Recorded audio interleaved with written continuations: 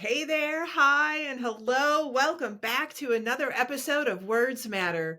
If you've been following along, you know that we just kicked off a brand new series on self confidence, one that has the power to change how you see yourself, how you show up, and how you move through life. Last week, we laid the foundation. We talked about how confidence isn't just something that you're born with, it's something that you build, one choice at a time, one action at a time, one promise kept to yourself at a time. If you missed that episode, go back and listen because it sets the stage for everything we're diving into next. And today, we get to take that first step. I can. Which brings us to today's quote. Whether you think you can or you think you can't, you're right. This quote by Henry Ford has been around a long time, but it holds just as much power today as it did when it was first spoken. Because at its core, it is about the beliefs that we carry about ourselves. Beliefs that either push us forward or keep us stuck right where we are. Your thoughts shape your reality. If you believe you can't do something, you might not even try. And if you don't try, friends, you don't build the skills, the habits, or the experience to make it happen. But if you believe you can, you start looking for ways to make it possible. You take action, you push through challenges, and ultimately you succeed. Not because of luck, nope, but because of belief. And this is where confidence begins, not in the outcome, but in the belief that you are capable. But here's the problem. Most of us have been carrying the heavy weight of the I can't beliefs for years, maybe even decades. Where do they come from? Well, for a lot of us, it starts in childhood. Maybe a teacher, a parent, or a coach made an offhand comment that stuck with you. Maybe you struggled with something early on, and instead of seeing it as a skill to develop, you decided it was just something you weren't good at.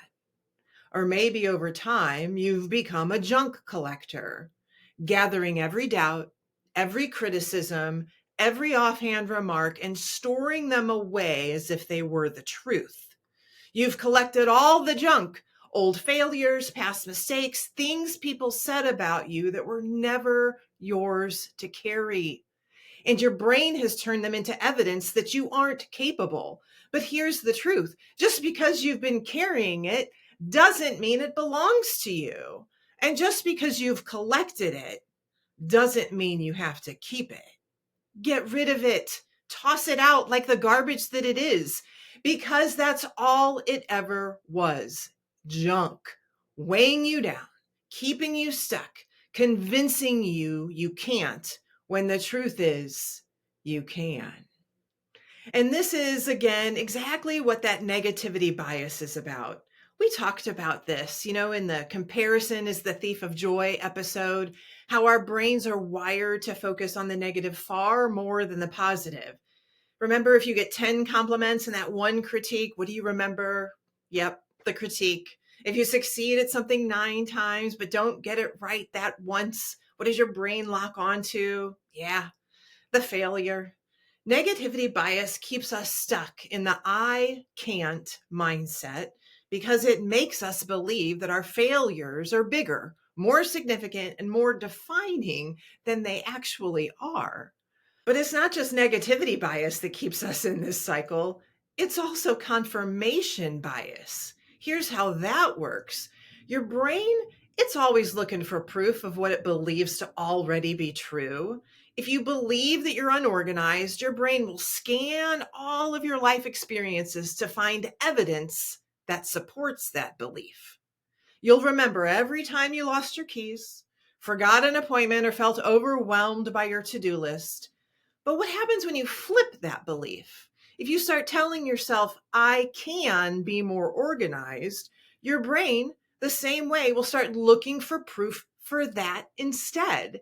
You'll remember the times that you made a list, that you followed through, the times that you planned ahead and it made a difference, the times you stayed on top of things, even in the small ways.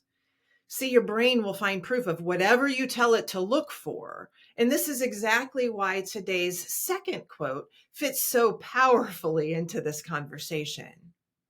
Mahatma Gandhi said, "Your beliefs become your thoughts become your words become your actions become your habits become your values, and your values become your destiny." Think about that for a second. Your beliefs, what you say is possible for yourself, becomes the thoughts you think every single day. Those thoughts shape the words that you speak, whether internally or out loud. And those words, they drive your actions. Your actions become your habits become your values, and your values, they shape your reality, your entire destiny. So if you've been struggling with confidence, if you've been feeling like success, fulfillment, or happiness are just out of reach, go back to the root. What do you believe about yourself? Because if your core belief is "I can't," then friend, you're stuck before you even start. But the moment you change it into "I can," everything else begins to shift. And if you're struggling to believe that, I encourage you to challenge it. Every time you hear yourself say, "I can't," immediately follow it with, "But what if I can? What if you can? What if you're actually more capable than you think that you are? What if you've been telling yourself a false story, #fake news all these years? What if instead of imagining all the ways you might fail, you imagined all the ways you might succeed?" Close your eyes for a second. No, seriously, unless you're driving right now, do it. Close your eyes. Now picture the you who can. See yourself standing taller, walking with confidence, speaking with certainty. See yourself stepping into challenges, not with fear, but with belief. See yourself already having achieved that dream, that goal, that desire. What does that feel like? What does that look like? What does it sound like? Something I say all the time, and I know is the truth. What we believe is what comes to be. Friends, if you can see it, you can step into it. The problem is most of us spend way too much time doubting ourselves into impossible than believing ourselves into our possible. But that stops today, because the moment you shift your belief, your actions will follow. And that brings us back to what we're talking about in this series, the self-confidence framework I've developed. I can, I will, I must, I am, I did. I can is the foundation. It's the belief that makes everything else possible. Because once you believe that you can, then you can step into action. I will. You can keep your commitments. I must. You'll confirm your identity. I am. And ultimately, you'll get the results you're working for.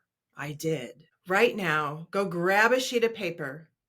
Pick one area of your life where you've been saying, "I can't." Write it at the top of that paper. Now, how about we rewrite it together?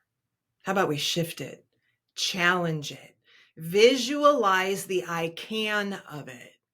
What would change in your life today if you truly believed you could? How would your choices be different? What opportunities might open up that you've been blind to because of your patterns of believing "I can't"? What would your future you thank you for believing today? Write all that down. And then look at the "I can't" at the top of your page and cross it out. That's right. And then over it in big, bold letters, write "I can" instead. Then I want you to list 3 reasons why it is possible for you, not why it's easy. I didn't say that. I said why it's possible. And then list 1 small step that you can take today to prove it to yourself. And then go do it. and then go do it again tomorrow and the next day and the next. Because confidence isn't built in your head, it's built in action. And that's why this isn't just a listening podcast or a watching podcast or a thinking podcast. It's not even a learning podcast. It's an implementing podcast. We do. We take action. We implement. And implementation leads to transformation. So don't wait. Go take that first step. And remember, whether you think you can or you think you can't, you're right. So why not choose to be right about what's possible? Friends, the words we see and read, the words we hear, and the words we say to ourselves and about ourselves, about what we're doing and how we're doing it, they all matter. Your words matter because you matter. I'll see you next week as we move into the next phase of our confidence building. I will, where we take what we believe and we turn it into action, because belief alone isn't enough. Real confidence is forged in the follow through. Until then, go take that first step. Prove yourself right that you can, and keep building the life you know you're capable of. Why? Because you're worth it. Have a great day.